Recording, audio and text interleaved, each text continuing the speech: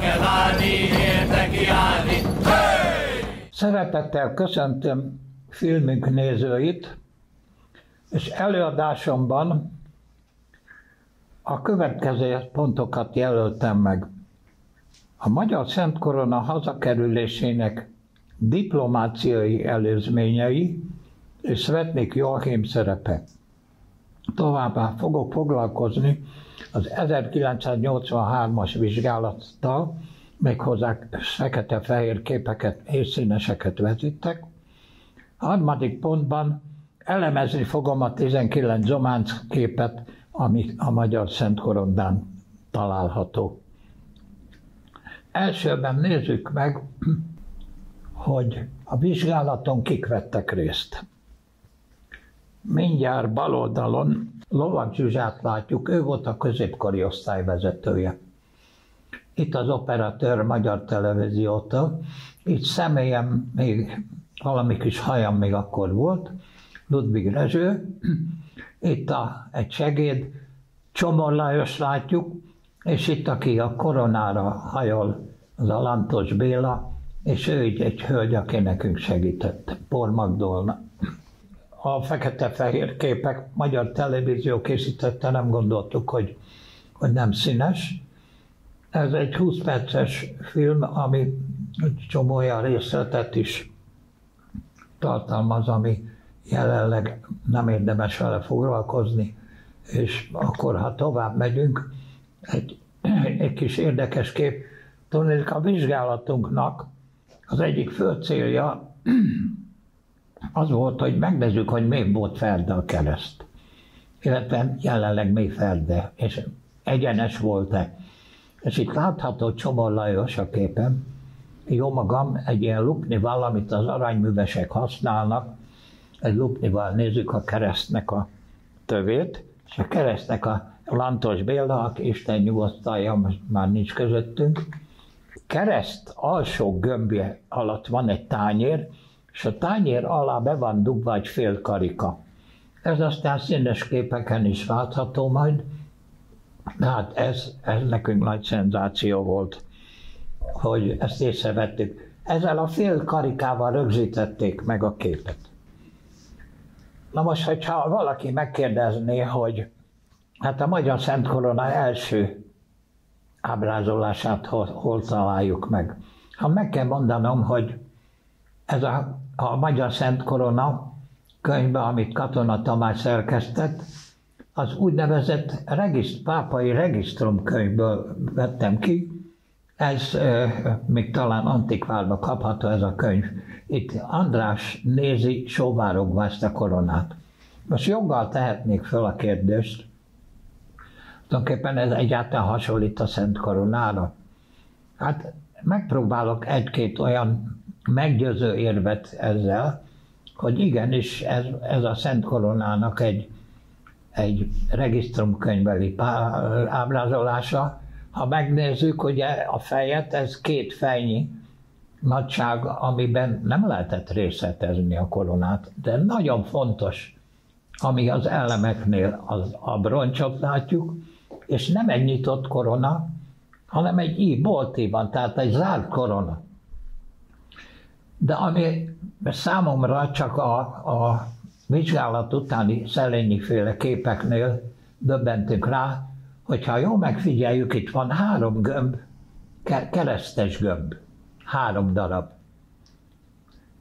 Hát ez bizony most nincs rajta koronán, de van egy olyan fotónk, ahol tulajdonképpen ennek a 3 gömbnek a nyoma, tehát a felső résznél persze, hogy még ott van a kereszt. Láthatunk, ki is nagyítom, a párta része 2 végén, jobb és bal oldalon, a pártán átfúrt egy drót, átfúrva van. A pártának a felső részén itt is látni, hogy az úgynevezett gyöngydrót meg van szakítva, és be van fúrva egy drót számára, ami most le van hajlítva, de valamikor fölfele állt. Tehát az a 3 pont igenis A Magyar Szent Koronának az egyik nyomozati képe, hogy valószínű, hogy az a két szélső gömb a párt a két szélső részén volt. Ha tovább megyünk, akkor a következőt látjuk. Mit is ír erről harmadik Ince pápa? Ugye, ha a Registrum könyvről beszélünk, akkor Katona Tamás a következőt közli. 1198-ban tisztelt találgatók, akik a koronának az egyáltalán az egész egységét kétségbe vonják. Még egyszer mondom, 1198-ban harmadik Ince pápa egyik levelében a Székesfehérvári bazilikában különös gonddal őrzött koronálról azt írja, hogy Magyarországon ebből ered a haza becsülete.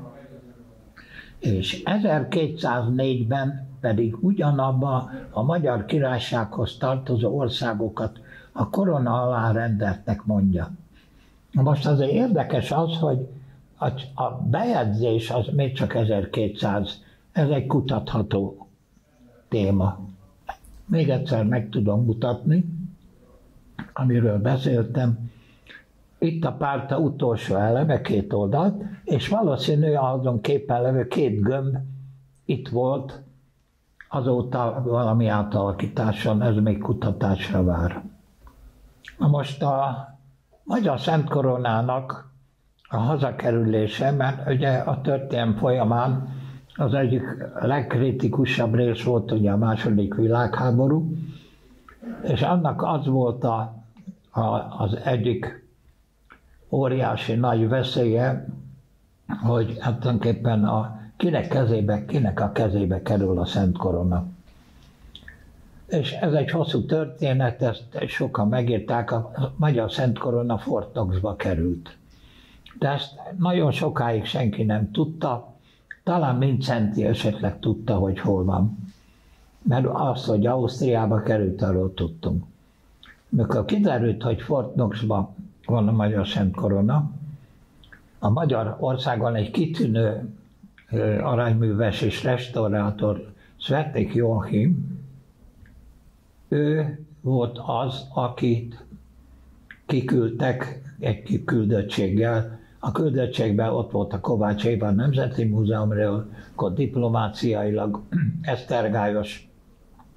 És tulajdonképpen itt azt látjuk, hogy Svették Joachim vizsgálja a koronát. Ez a korona eredeti képe. Erről szeretnék egy-két érdekes dolgot elmondani.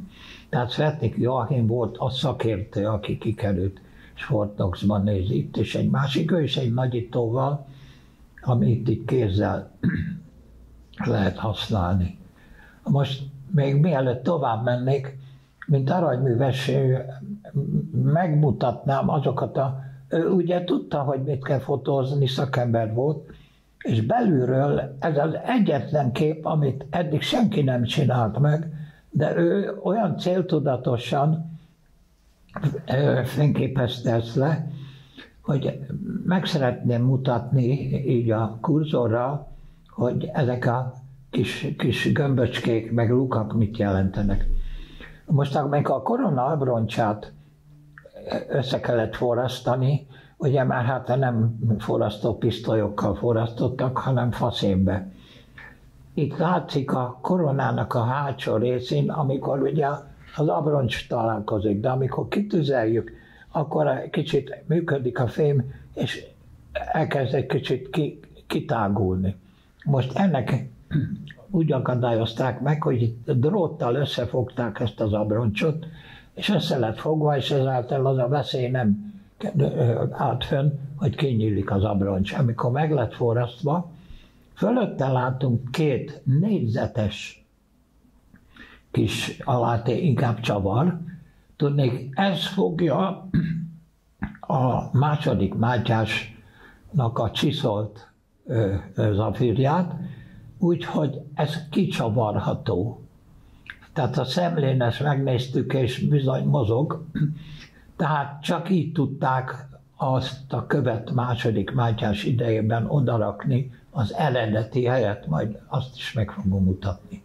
Tehát ez fogja most azt a nagy, hatalmas nagy csiszolt követ. Ami érdekes, és amit máig sem cáfoltak meg, és mi állítottuk, ezen a koronán nem kell 12 apostolt keresni. Most gondoljuk el, hogyha ezen 12 apostol lett volna, akkor mennyire rogyott volna be. Egyszerűen ez a vékony szerkezet, mert ezek a lemezek 0,8-as 1 mm-es aranylemezek. Ezek nem bírnak el nagy terhet. De az aranyműves azt látja, hogy itt tökéletes, egyenes, ugye a szakirodalom azt mondja, hogy utólag levágtak belőle 4 apostolt. Hát ez nem amit, amikor szeleteljük a parizert. Nevetséges dolog. Tökéletes, egyenes vonal. Ha itt ezt levágási nyomokat látnánk, akkor nem lenne ilyen egyenes. Akkor különböző hullámokban lehetne látni a vágási nyomot. Ez a keresztpánti 8 apostolhoz készült. Tisztelt kutatók, figyelmükbe ajánlom. Ha följebb megyünk, akkor láthatjuk azt, hogy van egy ilyen keret, emögött előről az apostolkép, Tamás apostol képe van. De itt van 2 luk, amit annyit jelent aranyműves szeme, hogy befele tűrődik, tehát ez a 2 luk. Az első fölfüggesztése volt a Dukász Mihály képnek. Tehát ezt most már nem használjuk, és amikor mi ezt a televízió által fényt kapott, akkor ezen át lehet látni. Tehát itt ennek nincs funkciója. Később itt a 2 szélén lett fölerősítve a Dukász kép, majd fogunk látni belőle. Korona hazakerüléséről 1-2 érdekes dolgot. Persze ez egy teljes jelentés, amit Eszter Gályos Károly, de parlamenti könyvtárról megkapni. Fölolvasnám azt a részt, hogy a koronát nem erőszakkal hurcolták el Magyarországról. A magyar megbízottak biztonságos megőrzés céljából adták át az amerikai személyeknek. Hát ezek nem magyarul mondjuk, hogy koronaőrök voltak, akik az életüket kockáztatták ezzel, hogy a koronát vitték és megpróbálták illetékeseknek. Tehát itt nem megbízott, hanem koronaőrről van szó.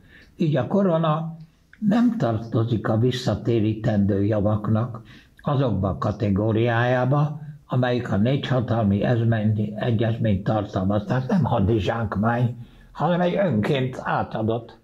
És hát ezért maradt ilyen sokáig ez tulajdonképpen Fort Knoxban. Hát ennek rengeteg irodalma van. De ami nagyon érdekes, és az Esztergályos féle jelentésből egy érdekes dolgot olvasnék föl. Esztergályos Ferenc a magyarországi washingtoni nagykövet volt, 1977-ben következőt írja.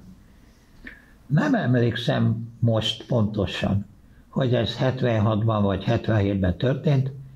A francia miniszterelnök Barré hivatalos látogatáson Washingtonba járt, és ami ilyenkor szokás, az elnök a tiszteletére adott egy vacsorát, és a miniszterelnök felesége Carter elnök jobbján ült. És az ilyen asztali beszélgetések során egyszer csak váratlanul a francia miniszterelnök felesége a következőket kérdést tette föl Carternek. És mikor adják vissza a koronát a magyaroknak?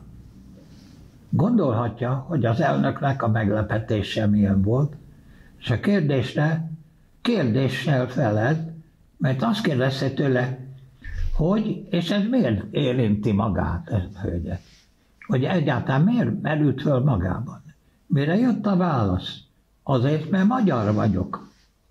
Tehát ezt foghatnám úgy is, hogy ez egy magyar, mondta Carternek, és valószínű, hogy ennek a hölgynek is köszönhetjük, hogy egy kis löketet adott a korona hazakerülésének. Most ezek után a következő pontban végigmegyek a Magyar Szent Korona Zománc képein, és megpróbálok analógiát, és megpróbálom nevesíteni a képeket. Tehát a nevesítésben a két egyszerű, ugye a homlokzati pantokrátor jobb és bal oldalán, ez egy olyan képrend, hogy mindenki a pantokrátor fele néz. Ő a Mihály arkangyal. Ezen az oldalon van a pantokrátor, tehát mindenki, két angyal a pantokrátorra, Jézus Krisztusra néz. Mihály rögzítve, és hát egy nagyon szép kép. Ennek csak a méretéről, és mind a 8 románcképnek a mérete 31 mm. Méghozzá gondoljuk el, hogy ebbe a 31 mm-be a készítőnek ez egy nagyon magas szintű kép. Talán a világon nincs is ennek analógiája. Gyengébb van. Ez az átmérő, csak a fényöv átmérő 14 mm. A 14 mm-be az arcot, a szemet, orrot megcsinálni 8 mm marad. Tehát a készítő valamilyen nagyítót használt, mert különben ilyen apró munkát, hát tessék megnézni, ki nagyítom. A szájnak a hossza 3 mm, és rendes, ívelt szája van, nem ilyen kapuszerű. Tehát csodálatos szép két Mária, és ugye a tükörkép, ő is, ugye a Gabriel, ő is ugyanaz, mint hogyha a készítő csak átfordította volna a másik oldalra. Na most őróluk tulajdonképpen röviden foglalva, utána lehet nézni katolikus lexikonba, Gabriel a remény angyala, és Mihály arkangyal, tulajdonképpen a judaizmus, a kereszténység és az iszlám arkangyala is. Ennek a két angyalnak a szerintem hiteles és legalábbis az ikonográfiai forrása, a sínai kolostorban van ez a kép. Ő is a Mihály arkangyal, itt is látunk két szárnyat, és az attribútuma a lilium. A következő két kép, aki szintén a Krisztus fele néz, ez az egyik a György, most ugye Szent György, itt nem lovon látjuk, hanem gyakorlatilag fél alakos kép, de a korabeli katonai öltözetben ezek a kis négyzetes ezek ilyen bőrlebernyegek, hogy valamit fölfogjon a nyílból, vagy valami csapásból, és egy láncsa van a kezébe. Tehát ő a György. Ugyan a páros kép, aki szintén a másik oldalról Krisztus fele, meg a Demeter. Demeternél egy érdekes dolog van, a pajzson itt látni az úgynevezett 4 karét, ez a zöld szín. Ez a kereszténységnek az egyik szimbóluma, méghozzá az oltári szentség, vagy a fény szimbóluma. A következőt lehet Szent Györgyről tudni. Szent György az ókeresztény eredetű szent, aki a hagyományunk szerint Diocletianus császár uralkodása idején szenvedett vértanú halált. Demeter szintén katolikus lexikonból a napja október 26, a keleti egyház kedvelt és gyakran ábrázolt harcos szentjének ünnepe. Tehát a mind a két szent harcos, gyakorlatilag amikor ugye a 313-ban ottan a csatát Konstantin megnyert, tehát valószínű, hogy ők is részt vettek, azért hívják őket harcos szentnek. Persze még lehet ezeket hosszasan elemezni, bárki hozzáférhet ezeket, amit én is az internetről vettem le. Ezt viszont kutatás alapján találtam. Itt két állókép a György Demeterről, sajnos jobb kép nincs, de azért látható, hogy ők a lándzsás harcosok. Egy Demeter képet látunk, ami nagyon érdekes, mert ez egy medályon, ami nem 31 mm, hanem a 3-szorosan nagyobb. Azért szépek ezek a rekeszek, és azért ilyen szép a szín minden, mert sokkal nagyobb, mint a koronán, 3-szor nagyobb a kép. Itt még tartozom a Kozma és Damiánnal, akik szintén a jobb és bal oldalon a Krisztus fele néznek. Kozma és Damián, mind a kettő is tükörkép, ugyanúgy, mint Mihály Gabriel, Elképzelhető, hogy ezt felhasználta, ugye az arcot, meg mindent csak át kellett fordítani, és a rekeszeket más oldalra vinni. Ő a Kozma, valami, hát nem műszer, de orvosi eszközt tart a kezében. Tovább itt utána lehet nézni, katolikus lexikon idéznék egy pár rövid mondatot. Kozma és Damján 303-ban haltak meg. Kérem szépen, ne tessenek csak korábbra datálni a koronát az agyrém. Ezek a szentek 303-ban haltak meg. Most 200-ban nem készülhetett a korona, mert ezek a szentek még nem is éltek. Tehát nagyon óvatosan, ha a korona datálásáról van szó, akkor 300 utánról lehet valami szó, de hát gyakorlatilag a szenti avatás is valami időt elvesz, persze sokkal gyorsabban ment. Legendájuk szerint arab származású ikrek. Szíriában orvostudományt tanultak, Kilikiában telepedtek meg. Diokláciánus féle üldözés idején ítélték őket halálra, elég hosszadalmas, utána tessék nézni a katolikus lexikonba. Most ezekkel a képekkel elérkeztünk annak a kritikus képnek a elemzésére, amivel hosszabban akarok foglalkozni. Ugye ez a Géza kép. Milyen felirata van itt a Gézának? Hát a Géza, mint ilyen,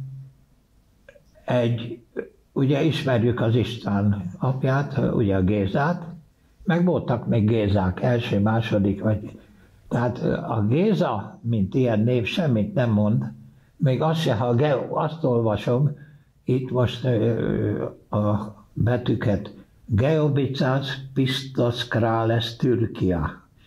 Tehát Geobicász, Géza, Pistos, tehát hű, vagy biztos királya, ugye Králes, a türköknek a hű királya.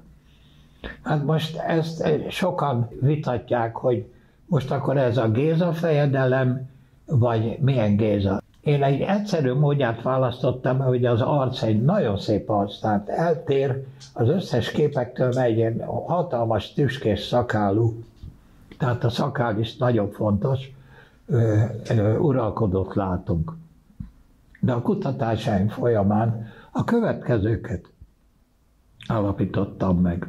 Morgan gyűjteményben őriznek egy kétoldalú zománcképet, aminek az egyik oldalán, ami Krisztus képünk, szinte a Pantokrátor képnek a pontos mása van, de a lényeg a következő. Észrevettem, ez a Mária kép. A Mária kép is, ezek gyakorlatilag a rügyek, tehát ez a 4 ilyen, itt letört az egyik, itt is látni a törést, ezek a rügyeket jelentik, ami az örvényeknél ugye a második eljövetel, tehát a remény. Kérem szépen, nézzük meg a Mária fölött, és egy hasonló formájú keresztet látunk, aminek 2 ilyen nyúlványa van, itt lenn is, fönn is.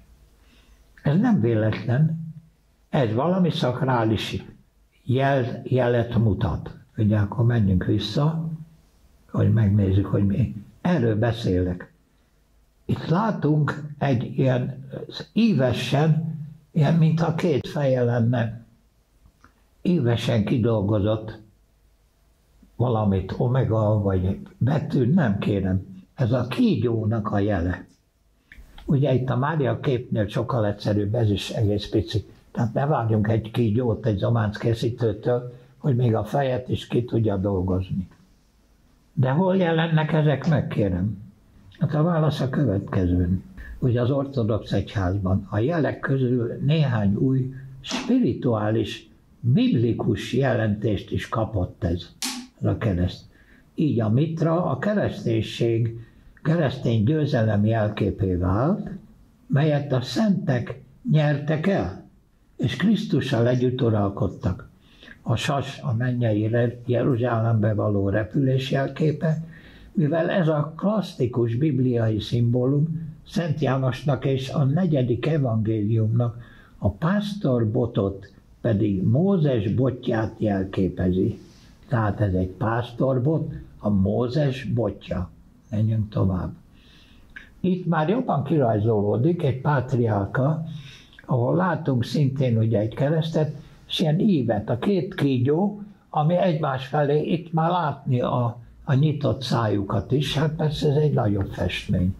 Nem egy pici zománckép, ami 31 milliméterbe. Na most van egy dupla kígyós kép, ő is egy kopt pátriárka. Tehát véleményem szerint, amit Gézánál látunk, egy keresztet, az egy kígyós kereszt.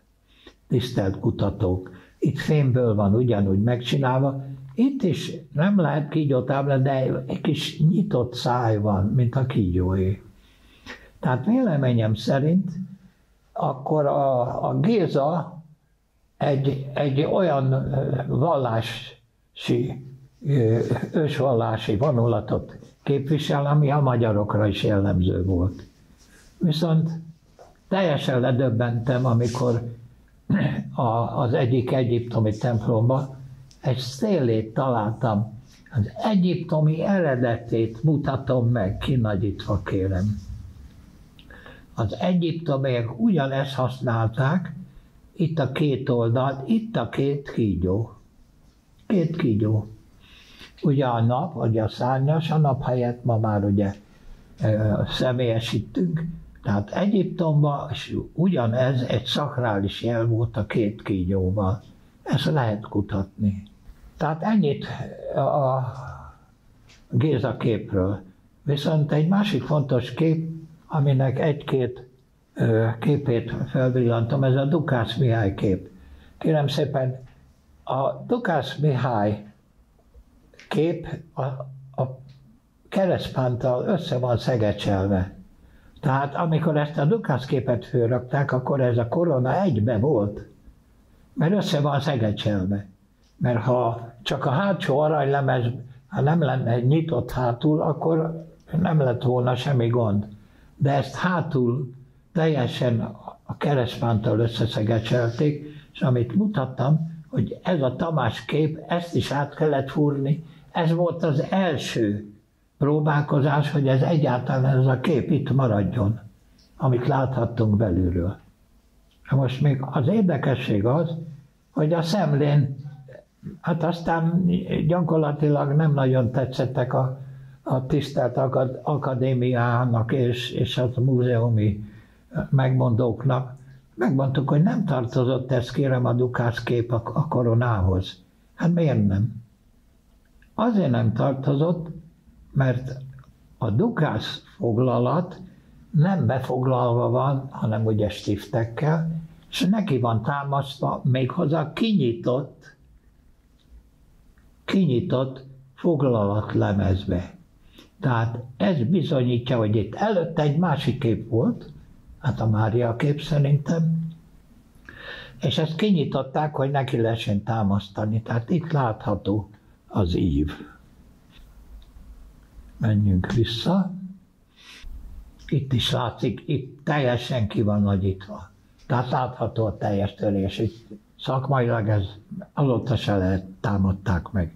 Most Dukász Mihályról csak annyit, hogy eredeti nevén Mihály, Dukász görögül, stb. Konstantinápoly, 1050 és 59. Konstantinápoly vagy Epassos körül Gúny nevén Parapinákész. Ennyit tudunk róla, lehet szintén utána olvasni. Uralkodása 71-től 78-ig. Neki a jelvénye egy labárum. Tudni, a légiók, amikor támadtak, akkor ugye kellett valami támaszpont, tehát ma már zászlókat, szabadságharcba és zászlókat visznek. Itt egy ilyen labárum volt, és ezt mindenki a katonák látták, hogy elől vitték. Ez a labárum Jézus Krisztus monogramja van, amely a 4. századtól a római hadsereg legyőzhetetlenségét és a birodalom erejét és az isteni támogatást élvező császári hatalom jelképe. Ennyit a Dukászról. Most végigmentünk az Avánc képeken, és tartozom még a Pártával, aminek a nagy tudója egy híres egyiptológus, aki Hollandiában él, Borbola Jánosnak ajánlom az irodalmat, aki érdeklődik Borbola János harmadik könyvében. A pártáról a következőt írja. A Szent Korona alapméretét az avidőszi kettős láb metrikus egységekben mért és egyiptomi hieroglifákkal írt nagysága a pártázati alakos elemein félreérthetetlenül olvasható. Miről beszélünk? Erről az ívekről. Itt különböző méreteket mond. Ez mondom a Borbola könyve második vagy harmadik könyvében is megjelenik. Tehát ezek mértékegységek és számrendszereket mutatnak. Menjünk tovább. Ugye most beszéltünk a abroncsképekről, most menjünk végig a 8 apostol képen. Most ugye a abroncsképek azok élő személyek voltak, tehát úgy élő személyek, hogy annak a kornak, a 300 körüli kornak az úgynevezett személyei, tehát a Mihály Gábriel az viszont ugye égi személy, de a keresztpánton egész más stílusú zománcképek vannak, és egy egész másfajta úgynevezett epikus ikont látunk. Ennek a forrását meg fogom mutatni. Miről beszélek? Arról beszélek, hogy a Péter, ugye, Szent Péter, ez az SCS, tehát a felirat, egy ligatúrával annyit jelent, hogy Szent Péter. De nem csak az ő alakos képét látni, álló alakos, gyakorlatilag van, aki Pap Gábor is, hogy félig lebeg, érdekes, elképzelhető. Szent Péter a kulcsokat tartja, 2 kulcsot, valami tekercset kezében, de azon kívül, itt kívül rengeteg mondani való van.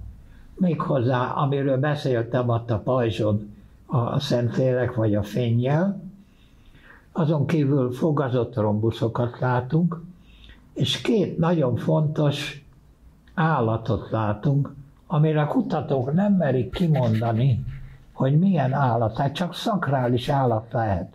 Tehát se kutya, se sakál, se, kérem szépen, 2 oroszlán. 2 oroszlán látható a fejmagasságban. Miért merem ezt állítani? Azért, mert a 2 oroszlán az úgynevezett kopt legendát idézi meg. Amikor is ugye remete Szent Pált eltemették a sivatagba. 2 oroszlán temette el, ennek utána lehet nézni. Miért állítom? Mert az oroszlán fölemelt lábbal egy sírgödröt ás. Itt van a sírgödör. Itt van jelölve. Egy sírgödröt ás. Tehát a 2 oroszlán, mint szakrális is lény vagy állat, a Péternek a zománc képén megtalálható. Menjünk egy további képre. Ez most az András kép, ami a párta oldalán látható, kevés. Nagyon fontos, ugye ez szkita térítő volt. Az András fejénél is látunk 2 madarat. Ez a 2 madár se nem solyom, se nem sasem, kérem, ez a 2 madár a holló. Tehát ha azt az oroszlán, mint szakrális állatot nézzük, ez a 2, ha nem is pontosan a hollóra, kérem, ez 4-5 mm-nél nem nagyobb. Hát az zománc készítő nem tudja pontosan egy hol felismerhető hollót ábrázolni, hanem mivel ő apostol, ő az elbeszélés szerint a hollók látták el, amikor ugye remete Szent Antal elment a sivatagba, és megkérdezte Pált, hogy élsz, azt mondja, holló hozza nekem a kenyeret. És a 2 hollót itt láthatjuk. Hollónak különben Illésnél is, meg a Getsemáni kertnél is, Krisztus azt mondta, hogy látjátok, ott vannak a hollók, az ég madarai. És bízzatok bennük, az ég madarai is megélnek. Tehát a Krisztus is szakrális állat jelölt meg. Tovább menve az apostol képeknél, tehát az úgynevezett epikus ikonnak, itt kérem szépen a forrást jelölném meg. Az ikonográfiáról szóló könyvében Konrád Onas jelentős részt szánt azoknak az irodalmi típusok kutatásának, amelyeken keresztül az ikon kifejezte magát. Onas 4 alapvető modellt emel ki. A panegirikus, az epikus, a drámai és a dogmatikus. Én ezt alá is húztam, az epikus ikonnak az úgynevezett jelölését tartom itt reálisnak. Tovább is menve megnézzük Pauluszt, Pál képét, itt is meglátjuk a 2 hollót. Tehát úgy kell elképzelni, hogy 2 apostolnál van holló oroszlán, és még másik 2-nél szintén holló oroszlán. Tehát kiemelten foglalkozik.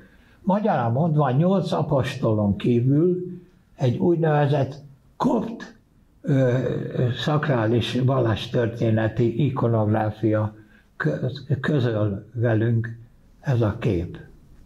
Ugye a Fülöpnél, a másik oldalra átmegyünk, itt a Fülöpnél is inda motívumok vannak, itt nincsenek se holló, semmi. Ő valószínű, hogy egy fiatal térítő, fiatal is az arc, tehát szakálla nincs. Tehát a Fülöp után még tartozom a Jakab képpel, Jakabnál is a 2 oroszlán. Itt ugye már azért érdekes, hogy a sírgödröt ott pirosnak láttuk, nála meg fekete. Tehát tökéletesen látni azt a legendát, ami a II. Században a koptoknál, hogy a 2 oroszlán ássa meg a sírgödröt. Itt van, ez jelképezi.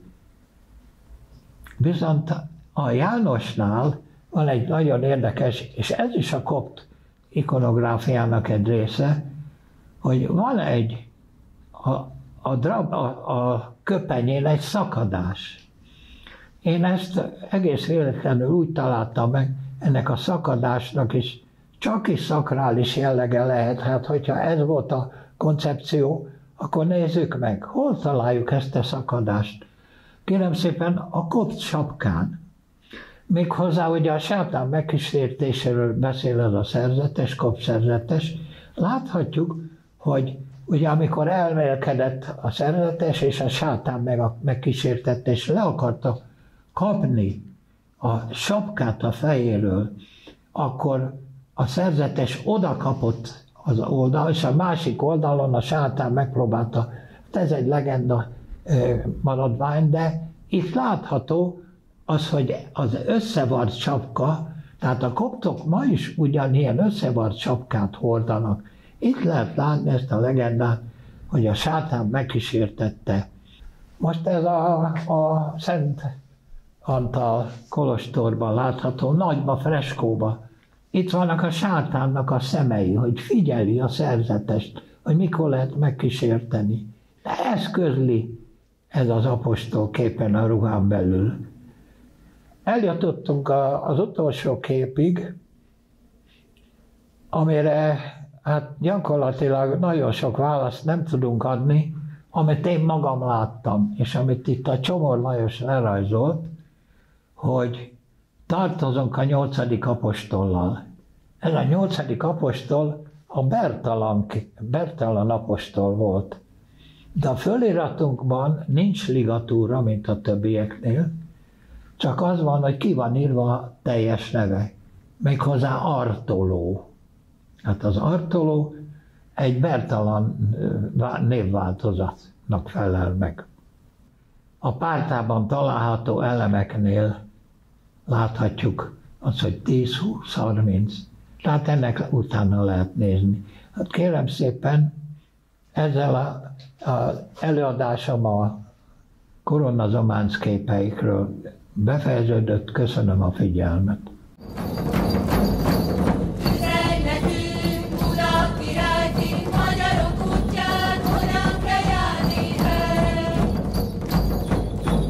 Magyarnak lenni, kevés születni, azzá kell válni, érte chiari